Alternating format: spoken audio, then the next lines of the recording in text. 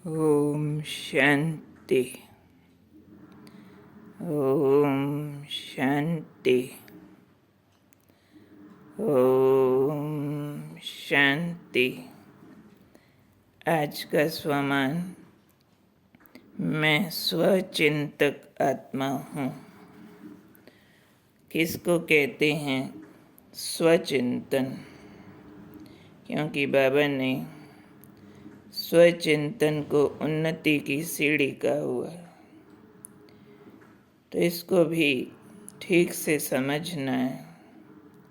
आज बाबा ने समझाया है कि सिर्फ ज्ञान की पॉइंट्स रिपीट करना, सुनना, सुना देना, ये स्वचिंतन नहीं है। लेकिन स्वचिंतन का अर्थ है अपनी सूक्ष्म कमजोरियों को मिटाना, छोटी छोटी गलतियों का भी चिंतन करना, उनका परिवर्तन करना, ये स्वचिंतन है। नहीं तो ज्ञान का मनन तो सभी बच्चे बहुत अच्छा करते हैं, सिर्फ उतने को स्वचिंतन नहीं कहा बाबा ने। ज्ञान मनन किया, मंथन किया, अच्छे पॉइंट्स निकाले, औरों को सुनाए, औरों को भी अच्छा लगा, वाह वाह हो गई, नहीं। लेकिन स्वयं के प्रति यूज करना, उसका धारणा रूप बन जाना, खुद को बदल देना, परिवर्तन करना, इसकी मार्क्स हैं फाइनल रिजल्ट में। तो स्वयं प्रति यूज करना, खुद को बदलना, धारणा रूप बनना, ये बिना ज्ञान के मनन के एक्यूरेट नहीं होता।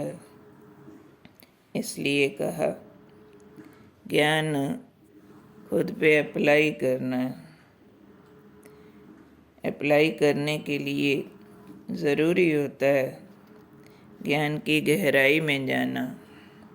जब तक गहराई में नहीं गए हैं तो बहुत बार अपने अवगुण भी गुण नज़र आ रहे होते हैं, अपनी गलतियां भी ठीक लग रही होती हैं, दूसरों का ठीक भी कई बार गलत लग रहा होता है।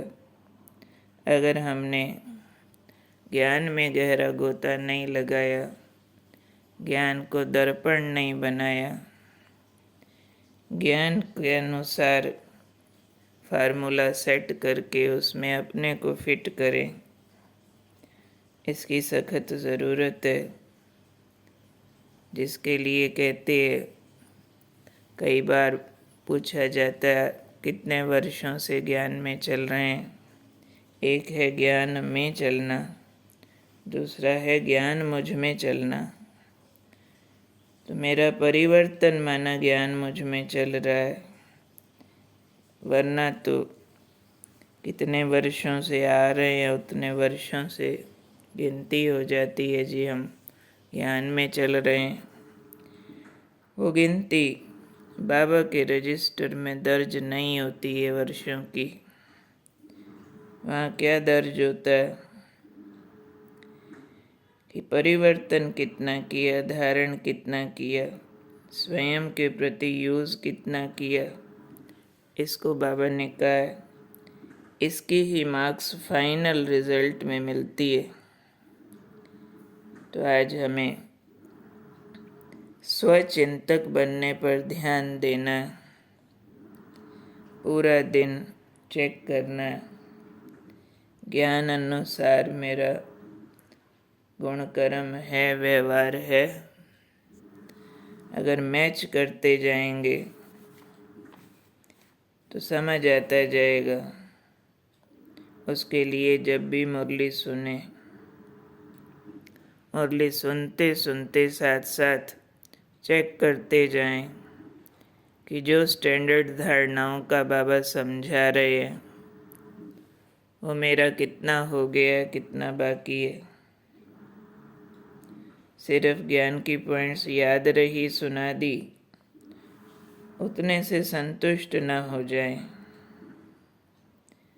इसलिए आज बाबा एक दर्पण पकड़ा रहे हैं। दर्पण में ठीक से देखना है। बाबा ने यह शब्द यूज़ किया, सूक्ष्म कमज़ोरियाँ, छोटी छोटी गलतियाँ। समझो जहाँ बहुत लोग मेरे से नाराज़, निराश, दुख पाते हैं, तो चेक करना चाहिए कि मेरे दिव्य गुणों के सब्जेक्ट में कितना काम बाकी है। बहुत बार हम समझ लेते हैं यूं ही दुनिया ने विरोध तो करना ही है जी, हम बाबा का बने हैं तो। नहीं, विरोध करना पर सदा न करते रहें। हमारी कुछ धारणाएं हैं जिसका दुनिया विरोध करती है, परंतु दिव्य गुणों की सदा पूजा होती है। महानताएं सिर चढ़ के बोलती हैं। हमारी थोड़ी बातें दुनिया को स्वीकार नहीं हुई, परंतु हमारी नम्रता, हमारा त्याग, हमारी सहनशीलता, हमारी मुस्कान, हमारी निर्मलता, आंतरिक शुद्धि, हमारा समभाव, हमारा शुभ भाव, कल्याण भाव सब पहुंचता है। उसमें चेक करना है कितना काम बाकी है। बुरा करने वाले पर नफरत तो नहीं आती है, किसी की बुराइयां चित्त पे घूमती तो नहीं रहती हैं। जिसने दुख दिया उसके लिए कोई दुख उसे मिले ये इंतज़ार तो नहीं रहता।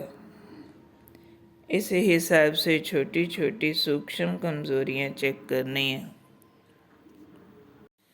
जल्दी अपने को सर्टिफिकेट नहीं दे देना कि हम तो ठीक करते हैं, लोग फिर भी बुरा मानते हैं।